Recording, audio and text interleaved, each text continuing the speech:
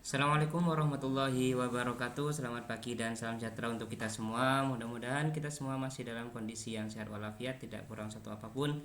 Dan mudah-mudahan kita masih tetap semangat untuk melaksanakan proses pembelajaran ya, meskipun dilaksanakan secara daring. Nah, pada kesempatan kali ini kita akan membahas bab 2 ya. Judul babnya itu pemikiran yang melandasi peristiwa penting di Eropa serta pengaruhnya di Indonesia. Nah, eh, pada bab ini ya kita akan mencoba untuk membahas peristiwa-peristiwa penting yang terjadi di Eropa sekitar abad ke-15 dan bagaimana pengaruhnya ke Indonesia. Ini ya dua hal ini ya. Nah, berkaitan dengan pemikiran dan peristiwa penting di Eropa ya, kita mulai dari istilah The Dark Age ya. Jadi pada abad ke-15 ya, di Eropa itu terkenal dengan istilahnya The Dark Age ya.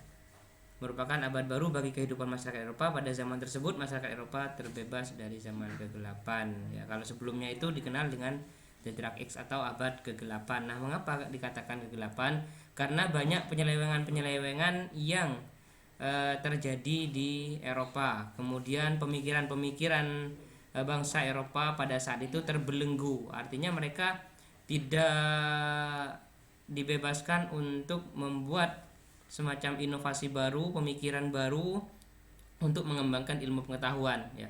Pada masa itu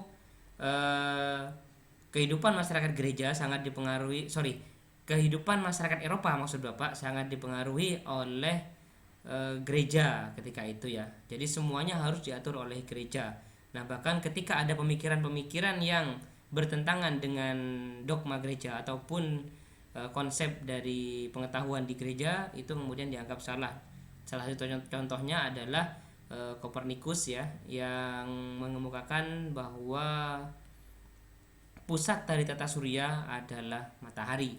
Nah, itu bertentangan dengan pemikiran di kalangan kaum gereja ketika itu ya, di mana kaum gereja mengatakan pusat tata surya adalah bumi ya, dikenal dengan istilahnya geosentris. Kalau Kopernikus itu kan yang heliosentris seperti itu. Nah, kemudian Kopernikus dihukum mati. Nah, itulah yang disebut dengan the Dark Age atau masa kegelapan. Ya, masyarakat Eropa setelah masa kegelapan, masyarakat Eropa mulai mengembangkan berbagai penyelidikan hingga melahirkan berbagai pemikiran seperti peristiwa Renaissance ya, munculnya merkantilisme, kemudian adanya revolusi gereja ya, Aufklärung dan revolusi industri ya. Saat ini kita akan membahas Renaissance dan merkantilisme. Ya, Renaissance. Apa itu Renaissance ya? Faktor pendorong Renaissance re itu artinya kembali ya, sedangkan Renaissance itu merupakan ajaran-ajaran dari Romawi dan Yunani kuno. Nah, artinya gerakan Renaissance ini adalah gerakan yang berusaha untuk mengembalikan ya, ajaran-ajaran dari kebudayaan Romawi dan juga Yunani kuno. Faktor pendorongnya adalah perubahan dari aktivitas gereja yang tadi yang sudah Bapak sampaikan tadi, adanya penyelewengan ya. Kemudian kemunculan kota-kota dagang yang makmur, ini yang melatar belakangi atau faktor pendorong munculnya gerakan Renaissance. Nah, pengaruh kebudayaan Yunani dan Romawi kuno pada masa Renaissance ya. Dari istilahnya saja, re ini kan kembali ke Renaissance yang merupakan ajaran dari Romawi Yunani kuno, otomatis sangat berpengaruh ya. Filsafat Yunani dan Romawi kuno mampu menjawab pertanyaan yang tidak mampu dijawab oleh pihak gereja ya. Kemudian kebudayaan Yunani dan Romawi kuno lebih menghargai perbedaan pemikiran ya, ini yang menjadi landasan ya. Kalau di gereja tadi kan beda pendapat langsung ya, dihukum, bahkan dihukum mati, seperti contohnya Kopernikus. Nah, pengaruh Renaissance adalah penemuan-penemuan setelah munculnya gerakan Renaissance ya, kemudian di Eropa itu berkembang ya dengan berbagai macam penemuan-penemuan baik itu di bidang seni sastra ataupun ilmu pengetahuan. Contohnya seperti munculnya seniman dan ilmuwan ya. Ada Leonardo da Vinci, ada Michelangelo ya, kemudian ada Raphael, ada Darer, kemudian Nicolaus Copernicus dan juga Galileo Galilei ya. Kalau kalian tahu, Galileo Galilei itu merupakan orang yang mengemukakan atau orang yang berpendapat bahwa bumi ini itu bulat. Kalau Copernicus itu yang teori etnosentris ya.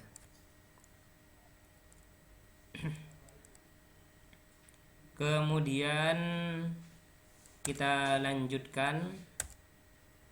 Nah, peristiwa yang kedua adalah merkantilisme ya. Merkantilisme ini merupakan merkantilisme berasal dari kata merkan yang berarti pedagang ya, suatu teori ekonomi yang menyatakan bahwa kemakmuran suatu negara ditentukan oleh banyaknya aset yang dimiliki oleh negara tersebut. Mengumpulkan emas dan perak itu merupakan tujuan dari merkantilisme sebanyak-banyaknya. Kemudian logam mulia dijadikan ukuran kekayaan, kesejahteraan, dan kekuasaan suatu negara. Nah, secara umum ya, dari pengertian dan tujuan ini kita bisa mengambil sebuah kesimpulan bahwa merkantilisme itu merupakan teori ekonomi ya. Teori ekonomi yang mengatakan atau yang mengukur tingkat kemakmuran suatu negara itu dari logam mulia ataupun emas yang dimiliki oleh negara tersebut. Negara dikatakan kaya apabila negara tersebut memiliki logam mulia yang banyak ya, sedangkan negara dikatakan miskin ataupun negara yang tidak kaya itu ketika logam mulianya tidak banyak atau sedikit. Nah, itu adalah teori merkantilisme. Semakin banyak logam mulia yang dimiliki oleh negara, maka negara tersebut dikatakan kaya. Nah, ciri-ciri dari teori ekonomi merkantilisme, negara merupakan satu-satunya penguasa ekonomi. Kemudian tujuan utama dari kegiatan perekonomian adalah mendapatkan logam mulia yang sebanyak-banyaknya. Yaitu merupakan tujuan dari merupakan ciri-ciri dari merkantilisme. Kita lanjutkan. Nah, ini adalah tokoh-tokoh dari merkantilisme. Ada Thomas More, ada Jean Bodin, ada Jean Baptiste Colbert ya. Thomas More mengatakan meningkatnya kekayaan negara ya, dengan cara berdagang. Semakin banyak dia berdagang, karena logam mulia ini tidak hanya direpresentasikan hanya logam mulia atau emas yang berwujud gitu kan, tapi emas yang dimaksud di sini ataupun logam mulia yang dimaksud di sini adalah keuntungan yang sebesar-besarnya. Keuntungan yang sebesar-besarnya. Kemudian Jean Bodin, bertambahnya logam mulia dalam praktek monopoli, kemudian kelangkaan barang, pola hidup mewah, nilai mata uang logam mudah dipermainkan. Kemudian Jean Baptiste Colbert mengatakan perdagangan adalah sumber utama kemakmuran. Nah, teori klasik ataupun ide pokok yang berkaitan dengan merkantilisme. Yang pertama, suatu negara atau raja akan kaya dan makmur atau kuat bila ekspor lebih besar daripada impor. Artinya keuntungannya lebih banyak kan gitu kan. Makanya tujuan daripada negara-negara yang menganut teori merkantilisme adalah mencari keuntungan sebanyak-banyaknya melalui perdagangan. Surplus yang diperoleh dari selisih artinya keuntungan ya kan. Ekspor neto yang positif diselesaikan dengan pemasukan logam mulia, emas dan perak dari luar negeri. Jadi ketika keuntungan yang dimiliki semakin banyak, maka keuntungan itu akan ditukar dengan logam mulia ataupun emas. Nah, kemudian teori yang ketiga, pada waktu itu emas dan perak digunakan sebagai alat pembayaran sehingga negara atau raja memiliki logam mulia yang banyak akan kaya, makmur dan juga kuat. Kemudian logam mulia yang banyak tersebut digunakan untuk membiayai armada perang guna memperluas perdagangan luar negeri dan penyebaran agama. Kemudian 5, penggunaan armada perang untuk memperluas perdagangan luar negeri diikuti dengan kolonisasi ya di Amerika Latin, Afrika dan juga di Asia mulai dari abad 16 sampai abad ke-18. Nah, kemudian kesimpulannya, apakah penjajahan Belanda merupakan efek merkantilisme? Ya, dampak bagi Indonesia ini ya. Pertanyaan yang pertama, apakah penjajahan Belanda merupakan efek dari merkantilisme? Ya, jawabannya iya. Penjajahan Belanda ataupun bahkan kedatangan orang-orang Spanyol, kedatangan orang-orang Portugis sampai ke Indonesia termasuk penjajahan Belanda itu merupakan dampak dari merkantilisme. Kita kembali ke teori yang tadi ya kan. Merkantilisme merupakan teori ekonomi yang mengatakan semakin banyak negara itu memiliki emas, maka negara itu semakin kaya. Maka kemudian negara-negara Eropa itu memiliki niat untuk berdagang, kemudian untuk memonopoli perdagangan, sehingga dengan memonopoli itu keuntungan mereka akan besar, ya, dan keuntungan itu akan ditukar dengan emas. Nah, maka tidak heran ya kan ketika kalian belajar berkaitan dengan kedatangan orang-orang Eropa ke Indonesia ataupun praktek kolonialisme di orang-orang Eropa di Indonesia, ya, semboyannya itu adalah semboyan 3G. Ya, G yang pertama adalah Golds, G yang kedua adalah Glory, G yang terakhir adalah Godspell. Ya. Golds itu tujuan utama, emas, keuntungan yang sebesar-besarnya dengan cara apa? Monopoli perdagangan, VOC memonopoli, ya kan, dan seterusnya. Kemudian G yang kedua adalah Glory, kejayaan. Nah, di slide sebelumnya sudah dijelaskan bahwa keuntungan itu akan digunakan untuk membiayai armada, untuk membiayai pasukan perang. Tujuannya memperluas, ya, memperluas jajahan. Seperti itu. Dan G yang terakhir, setelah luas mereka juga akan menyebarkan agama dan kepercayaan mereka. Itu. Kemudian pertanyaan yang selanjutnya, bagaimana pengaruh perkembangan merkantilisme Jerman terhadap bangsa Indonesia? Merkantilisme Jerman terhadap bangsa Indonesia. Ya, tentunya pemikiran-pemikiran dari merkantilisme Jerman nanti bisa dicek di buku ya. Itu juga berpengaruh terhadap bangsa Indonesia. Kemudian apa perbedaan konsep imperialisme kuno dengan imperialisme modern? Ya. Kalau imperialisme kuno ataupun penjajahan zaman kuno atau kolonialisme kuno itu cirinya tadi itu 3G, Golds, Glory, dan Godspell. Nah, untuk imperialisme modern kita bahas setelah ini ya. Nah, kebijakan merkantilisme mendorong ekspor sebesar-besarnya kecuali logam mulia, melarang atau membatasi impor dengan ketat kecuali logam mulia. Jadi kalau menjual itu sebanyak-banyaknya tapi nggak mau menjual emas. Ya, kalau membeli ya, ataupun mengimpor, ya, mereka itu akan mengimpor seketat-ketatnya. Diusahakan tidak impor kecuali emas. Kalau emas nggak apa-apa impor. Dari mana uangnya? Dari hasil ekspor yang sebesar-besarnya itu tadi. Ya, itu.